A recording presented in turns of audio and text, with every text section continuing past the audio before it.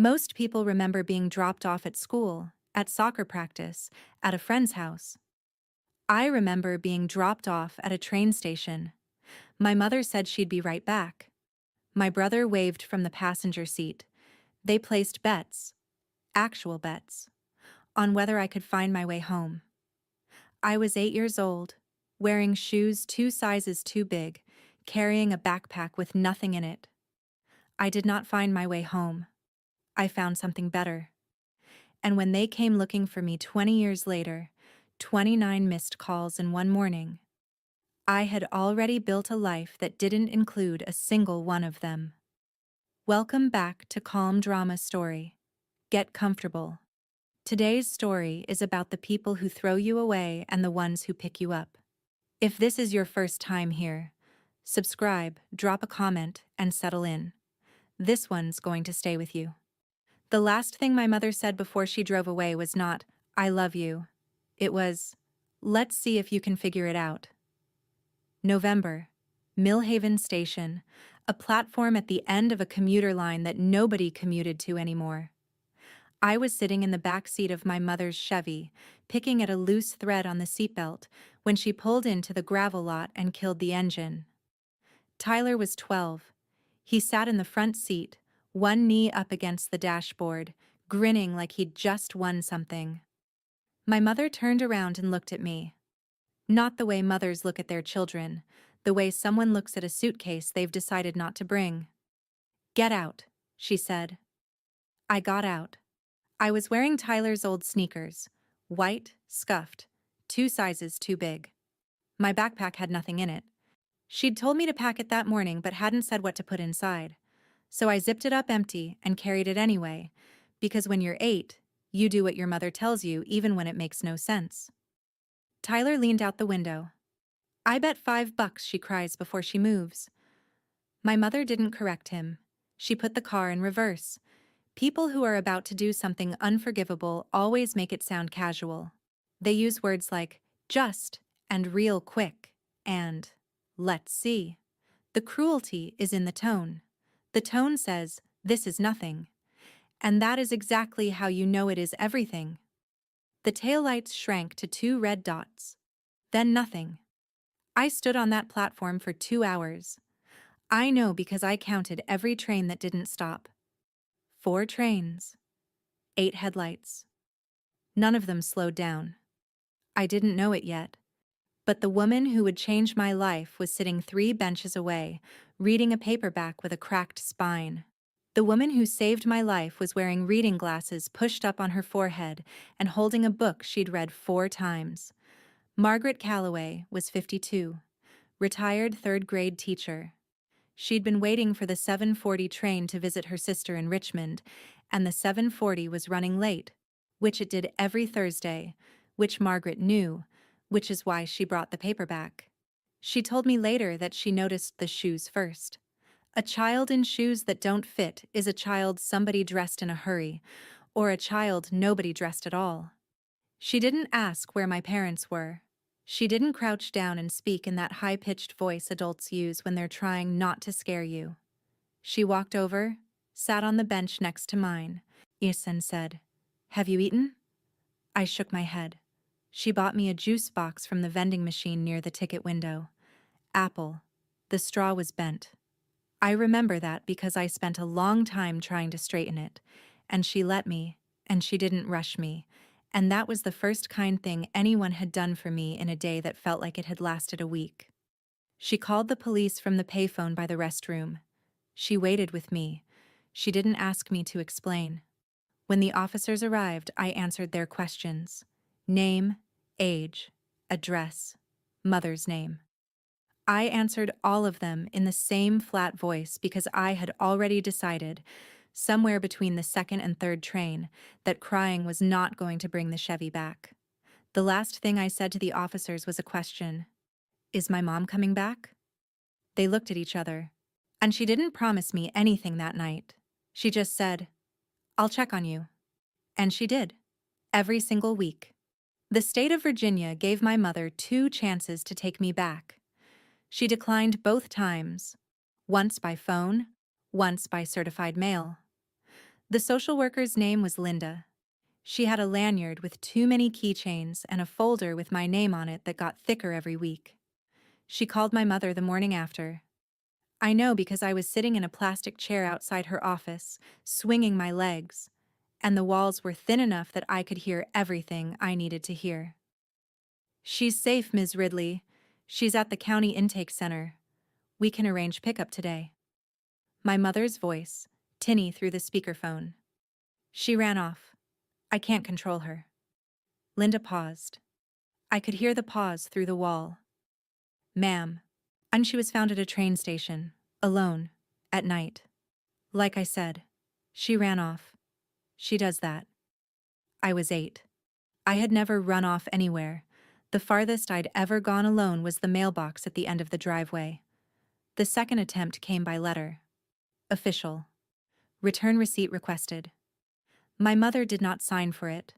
Her husband, Rick, signed instead and wrote in the margin, "We don't have room for another kid right now."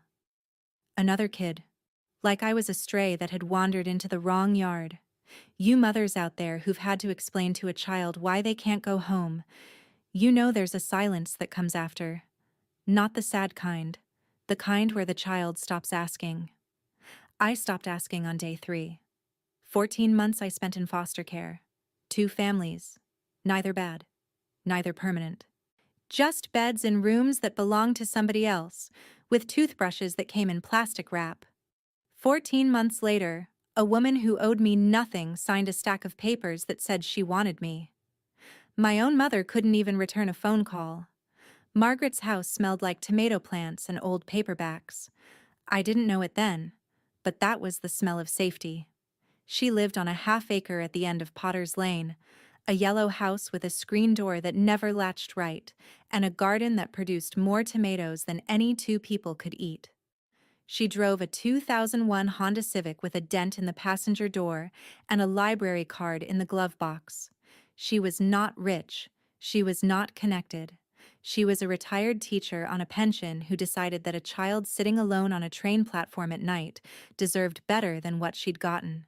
She taught me to read properly, not just the words, but the weight behind them.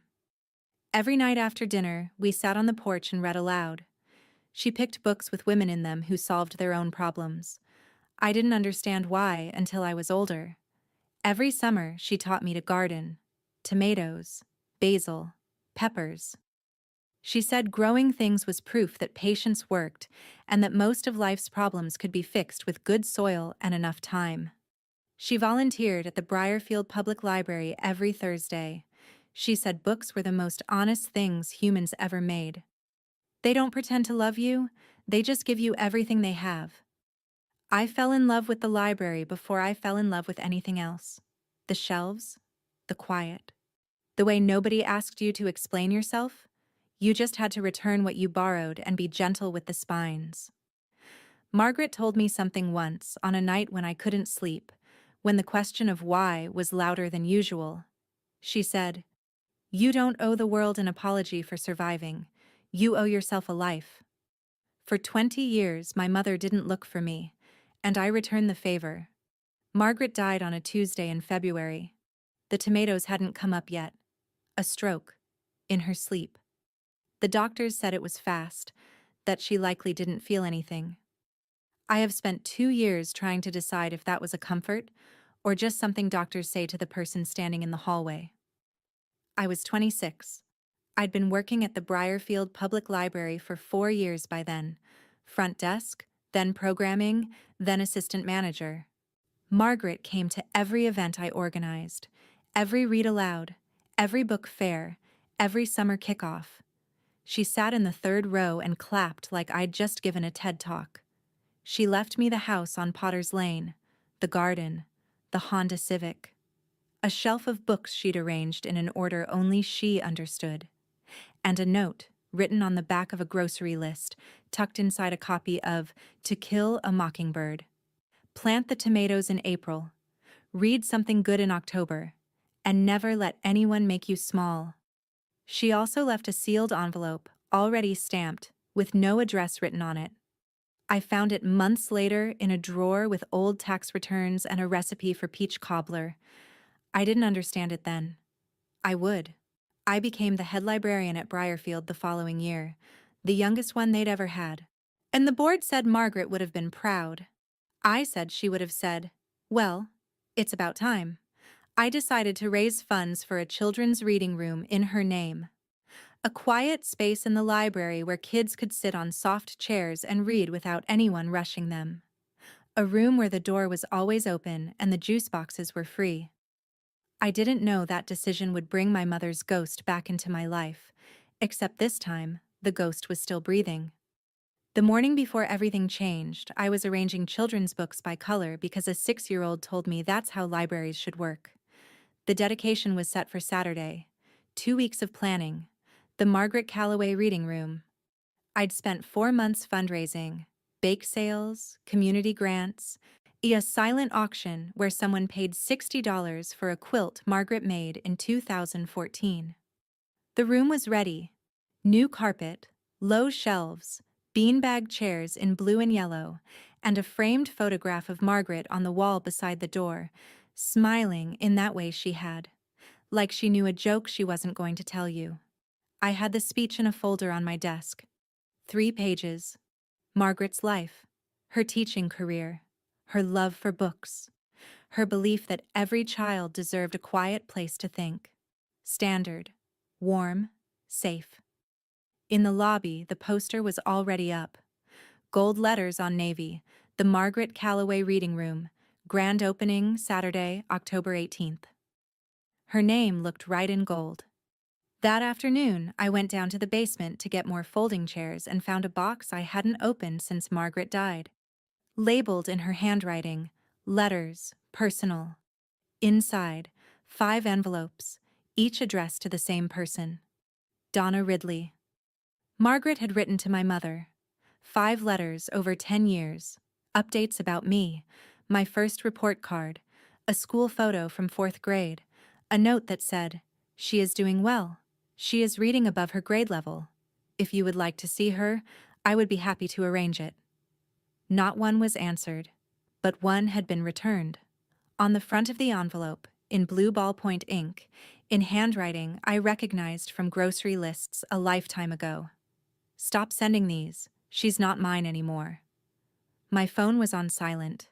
It had been on silent for 20 years, metaphorically speaking. That morning, it decided to scream.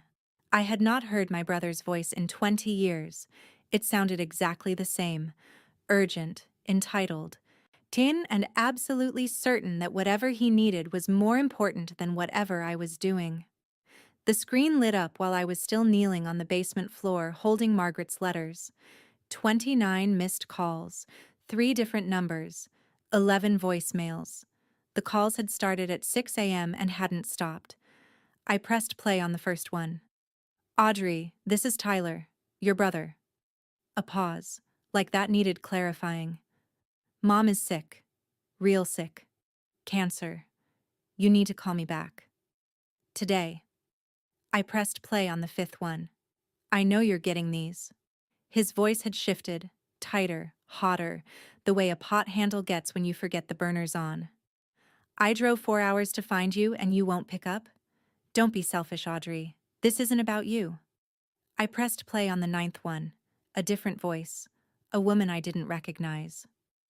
"Hi. Audrey. This is Karen, Tyler's wife. I'm sorry to bother you.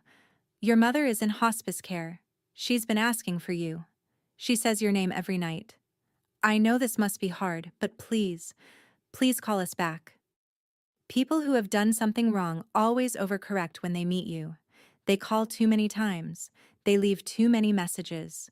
They say urgent when they mean, "I've run out of options." I sat at Margaret's kitchen table, coffee in one hand, phone in the other, looking out at the tomato garden through the window above the sink. The vines were done for the season. Brown. Spent. Waiting for next year. 29 calls. Not one of them started with, "I'm sorry." 11 voicemails. The first one said, "Please." The last one said, "You'll regret this." That's the full emotional range of my brother. I played them all, one after another, sitting at the kitchen table while my coffee went cold. The pattern was clean. Voicemail 1 through 3. Sympathy. Tyler's voice soft, concerned. A version of himself he must have rehearsed in the car. 4 through 7. Frustration. His real voice leaking through. You owe this family, Audrey. 8. Karen again, softer, trying to patch whatever he'd torn. 9 through 11. Threats. Not the kind that get you arrested, the social kind. People are going to find out what kind of daughter you are. The church already knows you won't come. Everyone in this town is going to hear about this. He'd already started his campaign. Before I even listened to the first message, he'd been laying groundwork. I called Ruth Emerson at 7:15 that morning. Ruth was 61, a family attorney, and the closest thing Margaret had to a best friend. They'd known each other for 30 years. Ruth had handled Margaret's estate, driven Margaret to her chemo scares, and once brought her a pie so bad that Margaret used it as a doorstop for 3 days before either of them mentioned it. Don't call them back yet, Ruth said. Her voice was the voice of someone who had read enough custody files to know that silence was a strategy, not a weakness. Let me find out what's actually happening. I didn't call back. I went to work. I shelved 14 boxes of donated books. I answered emails about the dedication. I rearranged the display case in the lobby. I watered Margaret's tomatoes when I got home. And I did not pick up the phone. Tyler called himself the man of the family. The family had a mortgage, 3 maxed credit cards, and a leaking roof. He was definitely in charge of something. Ruth called on Thursday at 6:14 p.m., which told me everything I needed to know. Ruth never calls after 5 unless the news requires wine. Here's what I found. I could hear her reading glasses hitting the desk. Donna Ridley, 54. Lung cancer, stage 4. Hospice in Danville. Tyler Ridley, 32. Filed for bankruptcy in March. Lost the house in June. Well, almost lost the house. That's where it gets interesting. She paused. I poured the wine myself. But that's not the part you need to hear. Another pause. I made some calls. Donna has been attending Grace Fellowship Church in Danville for about 15 years.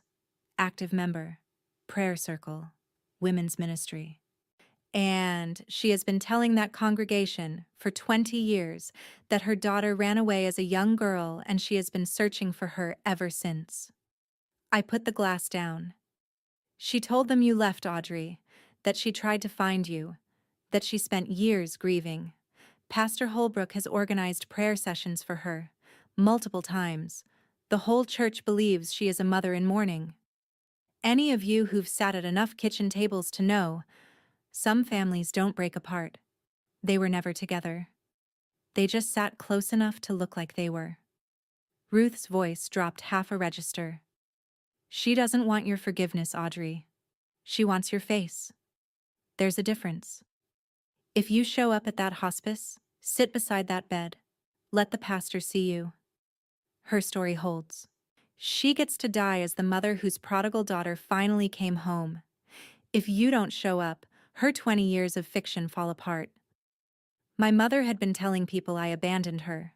The woman who left me at a train station told a church full of people that I was the one who left. Tyler showed up at the library on a Wednesday. He was wearing a shirt that needed ironing and a smile that needed more work than the shirt. I saw him through the front window before he saw me. He was standing in the parking lot, looking at the building like he was appraising it. Hands in his pockets, sunglasses on even though it was overcast. I waited until after closing. I didn't want him inside. Not in Margaret's building. He was leaning against a pickup truck with a dent in the fender and a bumper sticker I couldn't read from that distance. He straightened up when I walked out. Audrey. He opened his arms like we were at a family reunion. I kept mine at my sides. Tyler. Mom cries every night asking for you. He said it the way people say things they've practiced, smooth, timed, with just enough tremor. When did you find out where I was? He blinked. What? When did you find out where I was? He looked away. Then, a couple years ago, I guess, when Margaret's obituary ran in the paper. 2 years. They'd known where I was for 2 years and contacted me only when they needed something. You bet $5 I'd cry before I moved. I was 8. Do you remember that, Tyler? His jaw shifted. That was just kids playing around. You were 12. Come on, Audrey, that was 20 years ago. And yet here you are. He didn't have an answer for that. I got in my car, turned the ignition, rolled the window down 1 inch. Don't come to my library again. Donna told the church I ran away. I was 8. I didn't even know which direction north was. But sure, run away. He stood in the parking lot watching me drive away. I wondered if that was how I looked, standing on that platform, watching their taillights disappear. Except I was 8, and I wasn't the one who deserved to be left. The pastor called on a Saturday morning, which is when pastors call when they want you to feel the weight of Sunday coming. Audrey, this is Jim Holbrook. I'm the pastor at Grace Fellowship over in Danville, your mother's church. His voice was kind, steady. The kind of voice that fills a sanctuary without a microphone. I hope you don't mind me reaching out. I minded, but I said, go ahead. Pastor, your mother is very ill. I've known her for many years now, and I can tell you she talks about you constantly. Whatever happened between you two, and I know families are complicated, this may be your last chance to make things right. With all due respect, Pastor, you don't know what happened between us. A beat. Donna told me everything. She said you left home very young, that she's carried that pain a long time. I closed my eyes. 20 years of fiction, confirmed by a man of God. She told you I left? She did. I was 8 years old, Pastor Holbrook. Silence. I let it sit there. He didn't ask the obvious follow-up, and I wasn't going to volunteer it. Not yet. Not to him. Not on the phone. By Monday, 2 women from my own town, women I knew from the library's book club, texted me. Gentle messages. We heard about your mom. So sorry, Audrey. Hope you'll visit her soon. Life's too short. Tyler had done his work. He'd come to Briarfield, talked to people, planted the seed. Grieving mother, ungrateful daughter. Simple story. Easy to believe. 5 people who didn't know me told me what kind of daughter I should be. Not one of them asked what kind of mother she was. I know some of you watching this have had that phone call. The one where somebody you haven't heard from in years suddenly needs you to play a part in their story. And everyone around you is saying, just go, just forgive, just be the bigger person. But nobody asks what it cost you to become the bigger person in the first place. If that's you, drop a comment. I'd love to hear how you handled it. And if you haven't subscribed yet, now's a good time. This story isn't done. Margaret kept everything. Report cards, crayon drawings, vaccination records, and 5 letters that were never answered. I'd already found them once, the night of the 29 calls. But that night I'd only read the one with Donna's handwriting on the front. Now, with Tyler's visit and the pastor's call pressing down on me like weather, I went back to the basement and opened the whole box. 5 letters, dated over a span of 10 years. The first, written when I was 9. Dear Donna, Audrey is settling in well. She had a good first day at Briarfield Elementary. She likes reading. I've enclosed a photo from the school picnic. The third, when I was 12. Audrey made the honor roll this semester. She is kind, she is thoughtful, and she deserves to know you. If you would like to visit, and I will arrange everything. The 5th, when I was 15. I have written you 5 times. I will not write again, but I want you to know, she is becoming someone extraordinary. You missed it. Margaret had tried. For 10 years, Margaret had reached across that silence with school photos and report cards and invitations, and received nothing back but one returned envelope and 4 walls of quiet. The returned one, blue ink, Donna's handwriting. Stop sending these. She's not mine anymore. 5 words, written on a Tuesday afternoon. Donna hadn't even opened the envelope. The letter inside was still sealed, the school photo still tucked behind it. A picture of me at 11, gap-toothed, holding a library book. Grief makes people do things that the undamaged version of themselves never would. But cruelty while sober. On a Tuesday afternoon, with a blue ballpoint pen, that is not grief. That is arithmetic. That is someone calculating what you are worth and writing down the answer. I put the envelope in my coat pocket, and I decided that the dedication speech would need to be longer than I planned. The second phone call came without the courtesy of a please. Tyler had moved past that stage. "Listen," he said. "No hello. No warm-up. Mom's got maybe 2 months. If you don't come, I'll make sure everyone in your little town knows you abandoned a dying woman." "You mean the way she abandoned me at a train station? That was 20 years ago. We were kids. Get over it." "You were 12, Tyler. You knew exactly what was happening. I'm not doing this." His voice shifted, louder, faster, and the way it always got when someone cornered him with something he couldn't outrun. "Here's the deal. The house back home. Mom put your name on the deed when you were 6. Some tax thing.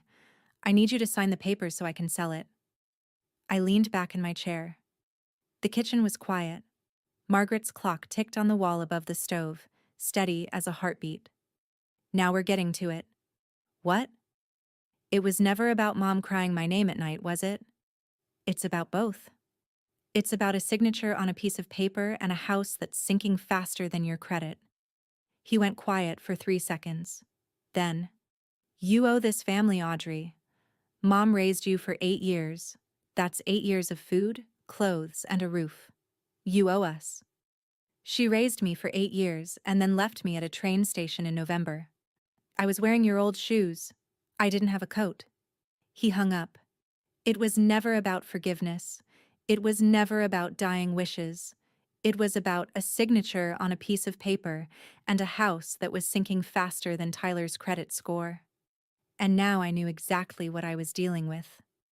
Ruth spread the documents on her kitchen table the way a surgeon lays out instruments, carefully and with the understanding that someone was about to get cut. "Here's the situation." She tapped the deed with a pen. "Your mother added your name to the property in 2003, when you were 6. Technically, it was for a property tax benefit. Claiming a dependent gives a reduction in some Virginia counties, but legally, your name is on this house. Tyler can't sell it without your signature. I don't want the house, Ruth. I know you don't. But he doesn't know that. And right now, that signature is the only reason any of them are talking to you." She looked at me over her reading glasses, the same look she'd given Margaret 100 times, the look that meant, "I know what you're about to do, and I want to make sure you've thought it through." "What do you want to do, Audrey?" I looked at the documents. Tyler's bankruptcy filing, Donna's hospice intake form, the property deed with my name on it in 6-year-old font that I obviously hadn't signed myself. "I want to give my speech at the library dedication, and I want to tell the truth." "All of it?" "Every word." She took off her glasses. "You know this changes things. Once you say it in front of that room, there's no taking it back. Donna's church will find out. Tyler will lose whatever leverage he thinks he has. And you'll be the woman who told the truth about her own mother at a public event. I'll be the woman who told the truth. Period." Ruth nodded once. Slow. The nod of a woman who has watched enough court cases to know when someone has already made up their mind. "Then I'll be there. 3rd row." Sending Tyler to negotiate is like sending a toaster to fix the plumbing. My mother's voice sounded like sandpaper wrapped in silk. Rough underneath, smooth on top. The kind of voice that makes you forget, for just a second, what it did to you. The call came on a Thursday evening, an unknown number. I almost didn't answer, but something in me, some part that was still 8 years old and standing on a platform in shoes that didn't fit, picked up. Baby. That word. Loaded like a gun. Baby, it's Mom. Silence from me. Not the strategic kind. The kind where your throat closes and your body decides for you. I know I wasn't perfect, she said. Her voice was thin, raspy, but still controlled. But I'm dying. Can't you just come see me one time? Why now? Because you're my daughter. I found a letter in Margaret's things. My voice was steadier than I expected.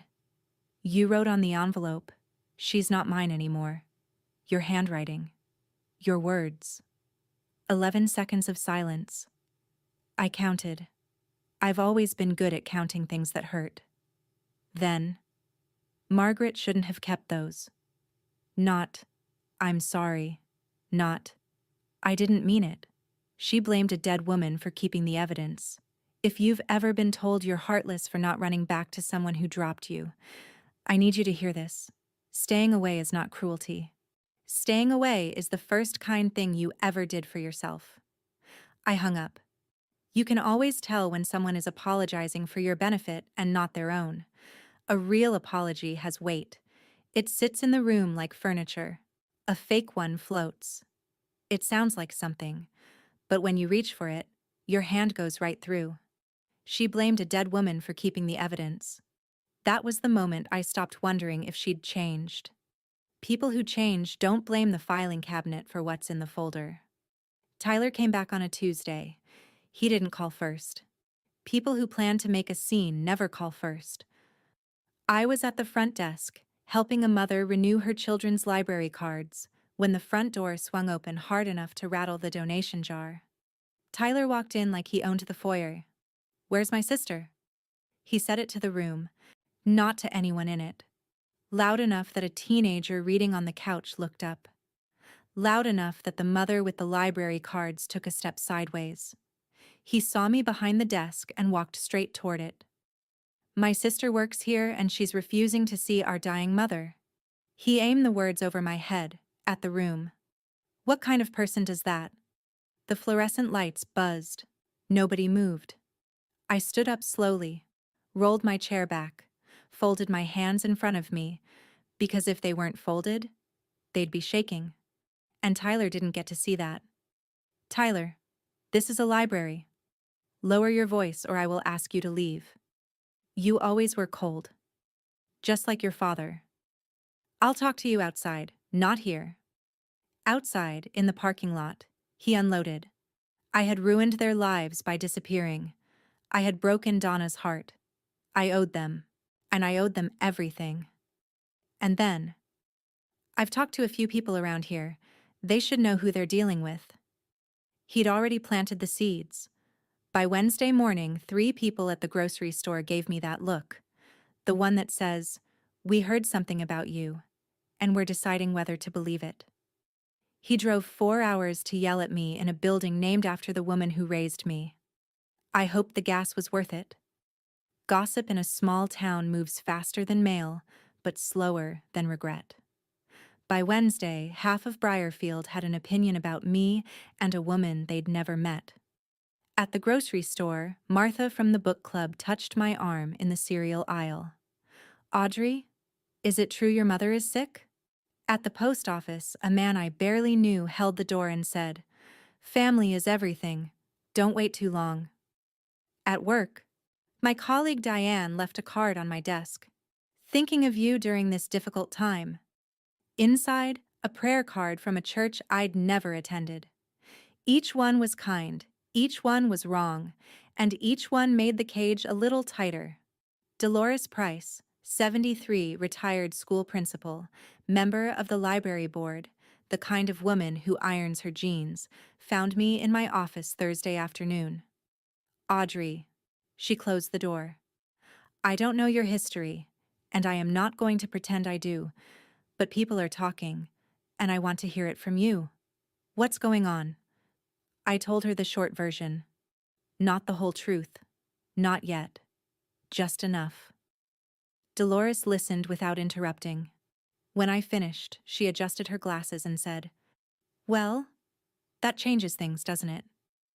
That night, I stood in the lobby after everyone had left and looked at the poster on the wall. Gold letters. Margaret's name. Saturday. 5 days away. Silence is golden, they say. But silence in a room full of lies is not gold. It's rust. It eats through everything you built until there's nothing left to stand on. I looked at Margaret's name on that poster and made a decision. Margaret spent her life teaching children to read. I was going to teach a roomful of adults the truth. I wrote 2 versions of the speech. The safe one was 3 pages. The honest one was 5. I knew which one Margaret would have chosen. The safe version talked about Margaret's career, her 31 years in the classroom, her belief that every child could learn to love reading.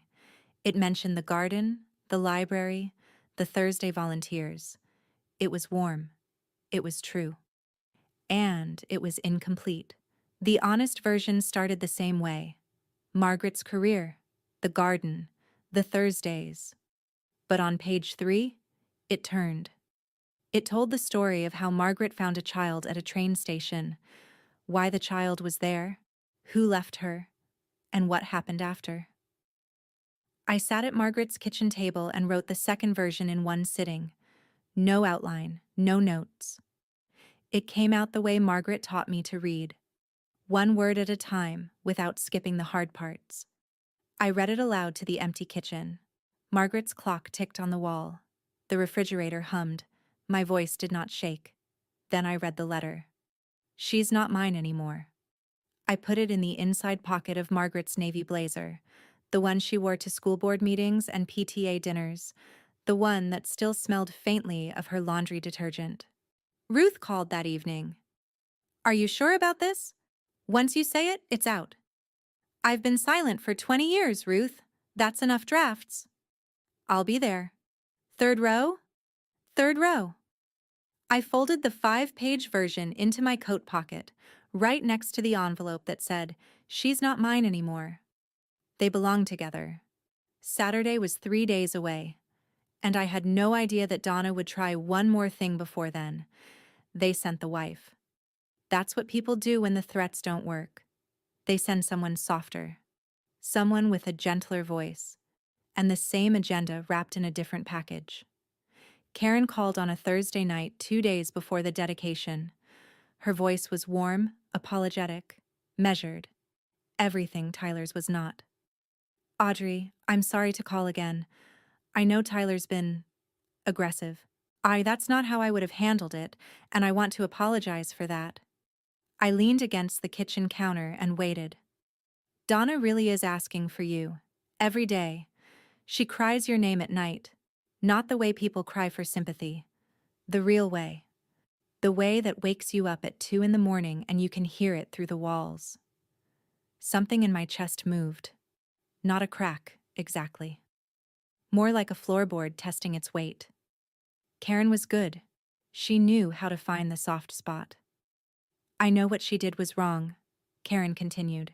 "Tyler told me. The station. All of it. And I'm sorry. Truly."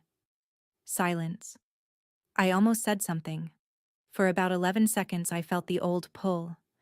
The pull of the little girl who still wanted to hear "I'm sorry" from someone, from anyone, in that family. Then Karen spoke again. "Also, the house situation. Tyler really needs that signature. The bank is calling every day now. If you could just..." There it is. What? The real reason. Thank you for being honest, Karen. Even if you didn't mean to be. The double-handed shake means either you're deeply sincere or you're deeply calculating. The soft voice on the phone works the same way. You learn to listen for the pause. The tiny gap where the real request hides behind the kindness. Karen almost had me. For about 11 seconds I felt something crack. Then she mentioned the house and the bank, and the crack sealed itself shut. The night before the dedication, I sat on Margaret's porch and listened to the crickets. 20 years later, they sounded exactly the same as the ones at Millhaven Station. The porch light was on. The garden was dark. And the tomato stakes stood like small crosses in the soil, bare for the season but upright, waiting for spring. I thought about the platform, the bench, the vending machine, the shoes. I thought about how cold November is when you're small and nobody's coming. I thought about what I was going to do tomorrow and what it would cost. Not money, not reputation. Something smaller and sharper than both. I was going to stand in a room full of people I respected and show them the part of myself I'd spent 20 years packing away, the part that was left, the part that was not chosen, the part that someone weighed and discarded at 8 years old because the math didn't work out. Margaret's voice, or maybe just the memory of it, came up through the floorboards the way it always did. You don't owe the world an apology for surviving. You women who've buried a mother, or buried the idea of one, you know the difference between grief and relief. And you know they can show up at the same time. I wasn't grieving Donna. I had grieved Donna at 8, at 9, at 12. By 15, the grief had hardened into something quieter. Something you could shelve like a library book you'd finished but didn't want to return. By 20, it was just a fact. My mother left me. This is my life. These are my tomatoes. I went to sleep with the speech on the kitchen table and the envelope in my coat pocket. Tomorrow, one of them would change everything. I just didn't know which one yet. Tyler walked into Margaret's library like he owned it. He didn't even take off his sunglasses. Saturday morning, 10 a.m. The reading room was decorated. Blue and yellow streamers, a table with cookies and lemonade, a small podium with a microphone. About 50 people. Teachers, parents, children, the library board, the mayor's assistant, Pastor Reynolds from the Briarfield Community Church, Dolores in her ironed jeans, front row, Ruth in the third row, as promised, reading her phone with the calm focus of a woman who has filed injunctions before breakfast. I was wearing Margaret's blazer, navy, brass buttons, the envelope in the inside pocket, over my heart. I could feel it when I breathed. 30 minutes before the ceremony, the front door opened and Tyler walked in with Karen beside him. He was wearing a button-down shirt, clean for once. Karen held a phone in front of her, screen facing out. On the screen, Donna, propped against pillows. Pale, thin, yellow in a way that was hard to look at, but her eyes were sharp, clear, calculating, even through a 6-inch screen. "We came to support you, sis," Tyler said. Loud enough for the room. I looked at the phone, at my mother's face. 20 years since I'd seen it. She looked smaller than I remembered. Older. But the eyes were the same. The eyes of someone who is always measuring what she can get from a room.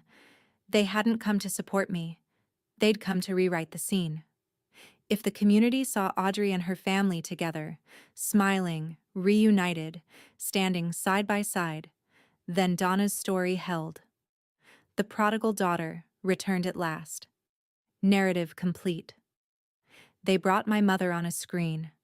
A dying woman propped up on pillows, framed inside a phone, held up like a flag. Not a person. A prop. I stepped up to the microphone wearing Margaret's blazer and carrying 20 years of silence in my chest. The room was full. Children sat cross-legged on the new carpet.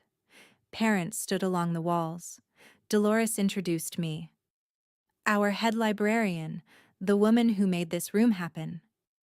And the applause was warm, genuine, the kind you get in a small town where people actually know your name. I began the way I'd planned. Margaret Calloway, 3rd grade teacher, 31 years in the classroom, reader, gardener, volunteer. A woman who believed that every child deserved a quiet place to sit and think and become whoever they were going to become.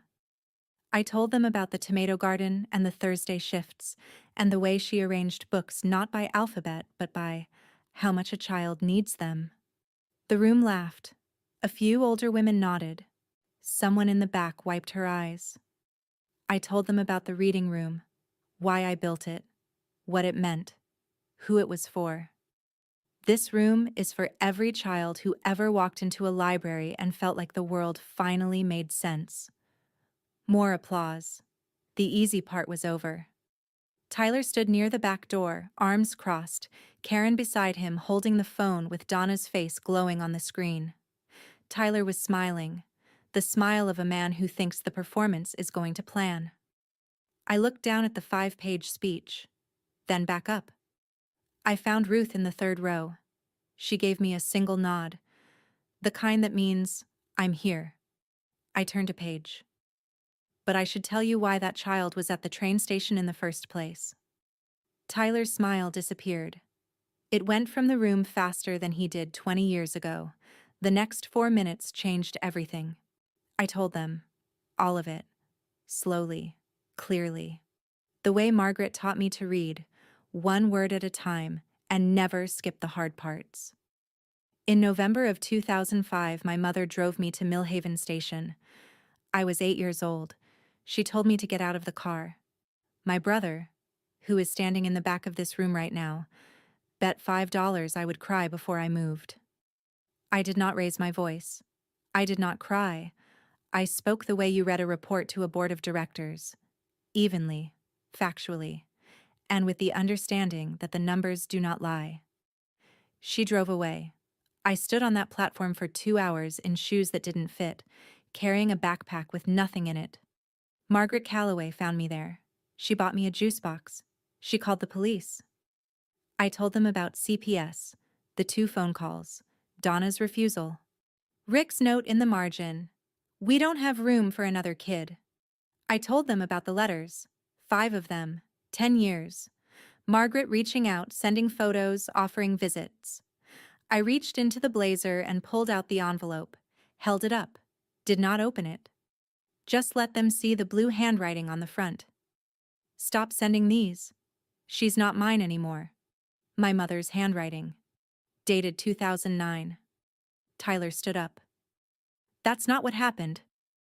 Ruth, from the third row, without standing, without raising her voice. Sit down, Tyler. He sat. The room was so quiet I could hear Karen's phone buzzing. Donna was saying something on the screen.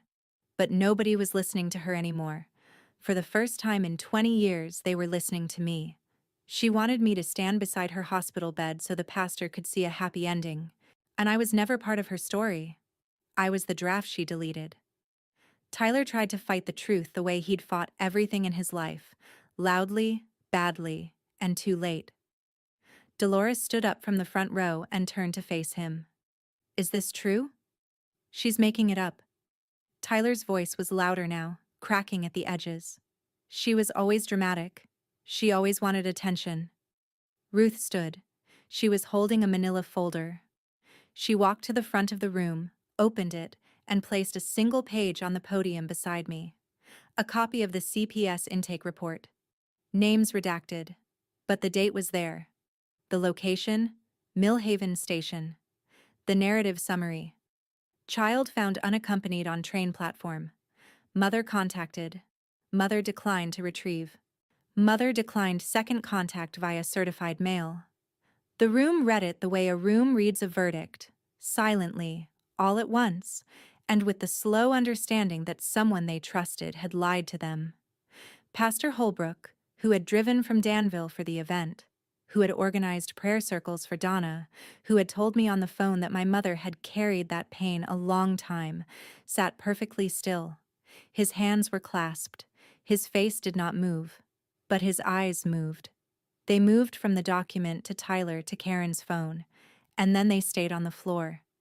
Any of you who've had to stand in front of people and tell a truth that nobody wanted to hear, you remember the way the room changed. Not angry, just quiet. The kind of quiet that means everyone is recalculating. Karen turned off the phone. The screen went dark. Donna's face disappeared. Tyler walked out of the library without saying another word. He did not look back. I know the feeling. The pastor looked at Donna the way you look at a receipt you didn't keep long enough.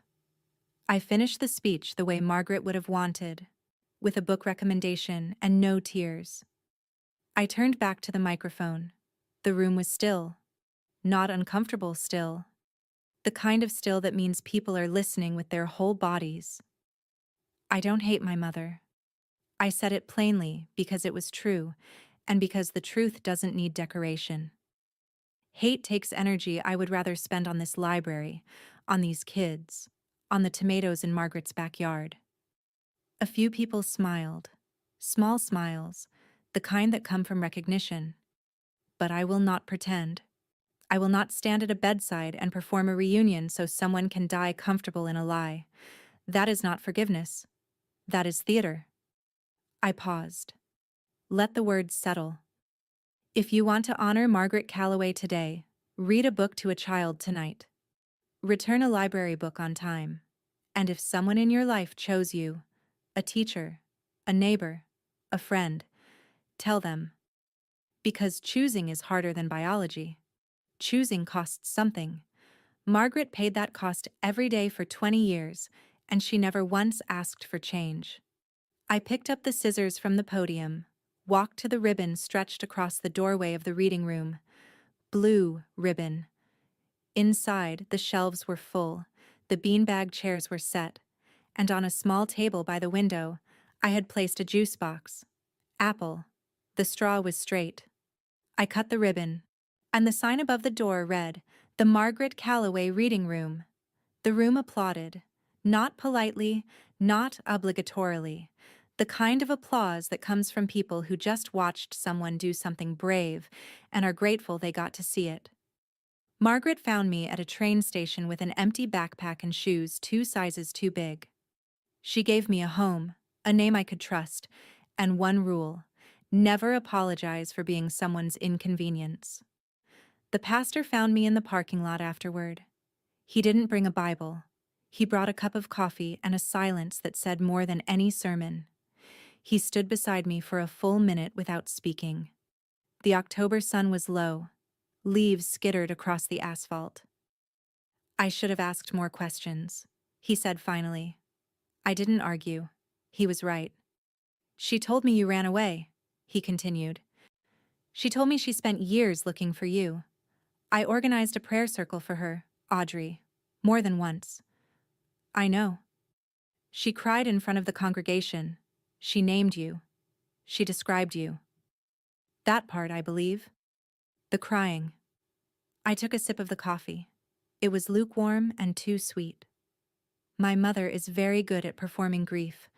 She's less good at feeling it." He looked at me.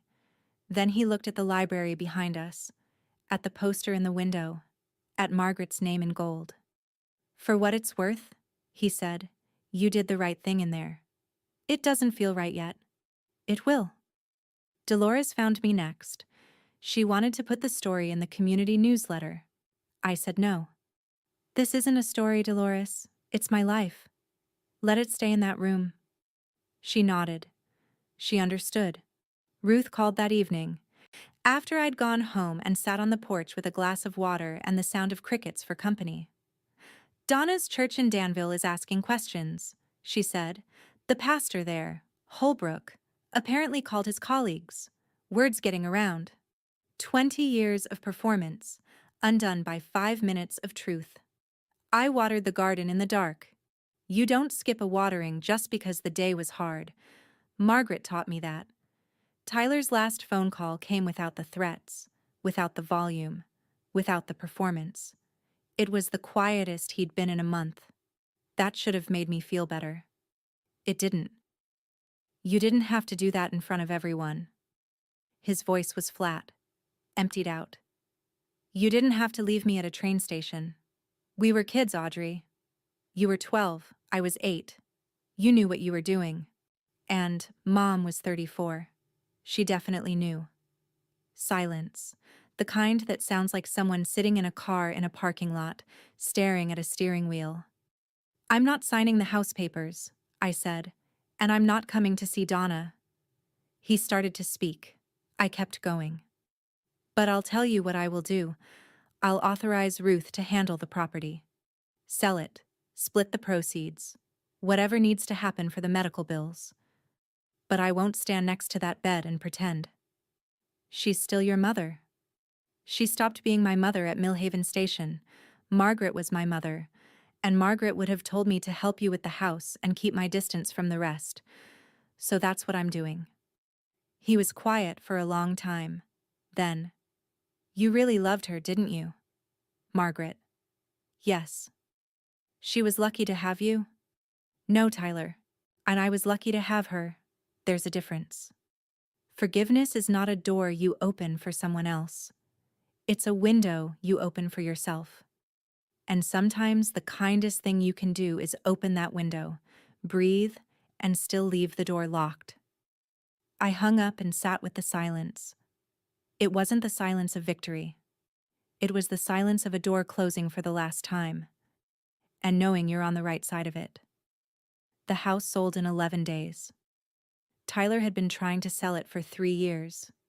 Turns out all it needed was one signature from the daughter they threw away. Ruth handled everything. I signed the papers at her office, at her kitchen table, between a plate of shortbread and a stack of tax returns. I never spoke to Tyler during the process. I never went to the house. I never even looked it up online.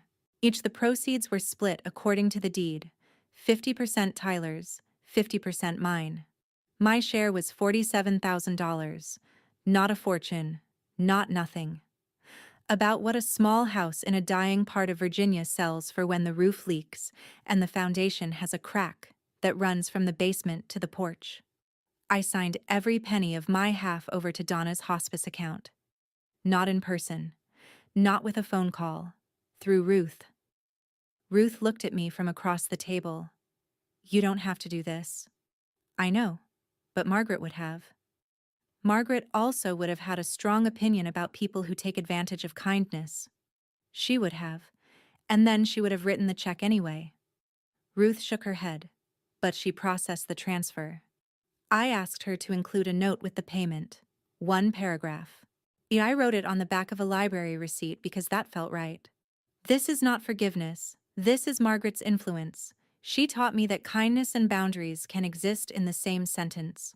I hope it helps with the medical bills. I will not be visiting. I wish you comfort. 20 years of silence, then 29 missed calls in one morning. Donna never did understand pacing. Karen called 2 days later. She didn't start with Tyler says or Mom needs. She just said, "Can I tell you something?" I was sitting on the porch. Evening. The light was amber and the garden smelled like turned soil. I said, "Go ahead." Donna got your note. She read it 3 times. Then she held it against her chest and looked out the window for about an hour. She didn't say anything. She just looked out at the parking lot like she was watching for someone who wasn't coming. I waited. After about an hour, she asked me one question. She said, "Was Margaret good to her?" My throat tightened. Not from sadness. From something else. Something that doesn't have a clean name. The feeling you get when someone finally asks the right question, 20 years too late. "Tell her yes," I said.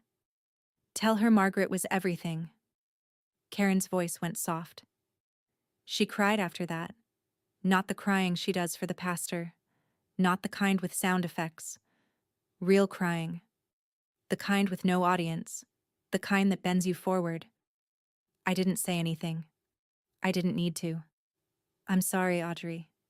For all of it. I married into this family and I should have asked more questions sooner. Thank you, Karen. Gradual means deliberate. But sometimes gradual also means too late. A person can spend 20 years building a wall and then cry when they finally see what's on the other side. That doesn't mean the wall wasn't their choice. Donna cried without an audience. I don't know if that's redemption or just exhaustion. But for the first time in 20 years, it sounded honest. I sat on the porch until the stars came out. Then I went inside, locked the door, and made a cup of tea. Donna died on a Sunday in April. I found out on Monday. I watered the tomatoes on Tuesday. Karen texted. Not Tyler. A simple message. Donna passed peacefully last night. I thought you'd want to know. I read it standing in the kitchen, morning light coming through the window above the sink. Margaret's clock ticked on the wall. The coffee maker clicked off. Outside, and the first green shoots of the tomato plants were pushing through the soil I'd turned 3 weeks earlier. I did not go to the funeral. I was not expected. I was not wanted. Tyler and I had not spoken since the phone call, and I imagined the service was small, a handful of church people, Karen managing the logistics, Tyler sitting in the front pew in a shirt he'd borrowed. I sent flowers. No name on the card. Just a note. For the woman who gave me life. From the woman who found one. Karen sent a text the following week. Thank you for the house money. Donna was comfortable at the end. The flowers were on her nightstand. I didn't respond. Not because I was angry, because there was nothing left to say. If you've spent your whole life waiting for an apology that never came shaped right, you are allowed to stop waiting. You are allowed to build the door yourself and walk through it. I went back to work. The reading room was open every day now. 32 children had library cards they didn't have before October. A kindergartner named Lucas told me the beanbag chairs were the best thing in the whole building, even better than the bathroom. I told him I'd pass the compliment along. The tomatoes would come up in June. Margaret's recipe for pasta sauce was taped inside the cabinet above the stove. Some things keep going. That's the whole point. Every Thursday at 3, I read to the children in Margaret's room. It's the best part of my week, and the only appointment I've never missed. The beanbag chairs were full. 6 children, ages 4 to 9, arranged in a half circle on the carpet.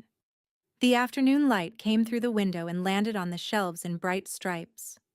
I was reading a picture book about a bear who got lost in the woods and found his way home by following the smell of his mother's cooking. The children were rapt. The 4-year-old had her thumb in her mouth.